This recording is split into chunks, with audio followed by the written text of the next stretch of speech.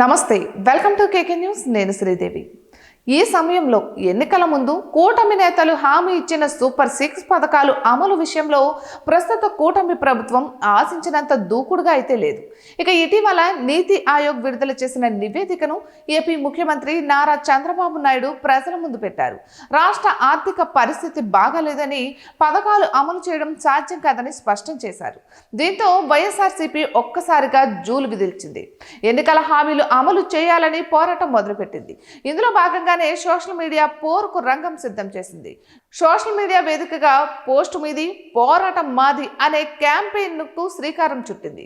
ఇక కూటమి ప్రభుత్వం అధికారంలోకి వచ్చిన తర్వాత ఏపీలో అరాచకాలు పెరిగిపోతున్నాయని, అక్రమాలు రాజ్యమేలుతున్నాయని, దాడులు తారాస్థాయికి చేరాయని వైఎస్ఆర్సీపీ నాయకులు ఆరోపిస్తున్నారు. ముఖ్యంగా కూటమిలో టీడీపీ నాయకులు ఇష్టానుసారంగా ప్రవర్తిస్తున్నారని, దౌర్జన్యానికి తెగబడుతున్నారని వైసీపీ నాయకులు ఆరోపిస్తున్నారు. అయితే అటువంటి ఘటనలపై ప్రజలే తిరగబడాలని పిలుపునిస్తున్నారు. ఇందులో భాగంగానే కూటమి నాయకులు చేస్తున్న అక్రమాలను, అన్యాయాలను తమ ఫోన్లలో ఫోటోలు తీసి పంపిస్తే వైసీపీ తరపున అండగా నిలబడతామని వారు ధైర్యం చెబుతున్నారు. ఇక కూటమి ప్రభుత్వం అధికారంలోకి వచ్చిన తర్వాత అక్రమాలు పెరిగిపోయాయి, అన్యాయాలు సర్వసాధారణమైపోయాయి.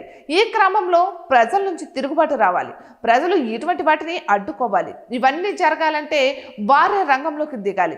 తమ ఫోన్లలో అన్యాయాలను, అక్రమాల తాలూకా సంబంధించిన ఘటనల ఫోటోలు తీసి మాకు పంపిస్తే వాటిని ప్రజల్లోకి తీసుకెళ్తాం. కూటమి నాయకులు చేస్తున్న తప్పులను ఎండగడతాం. అప్పుడు ఇటువంటి ఘటనలు పునరావృతం కాకుండా ఉంటుంది.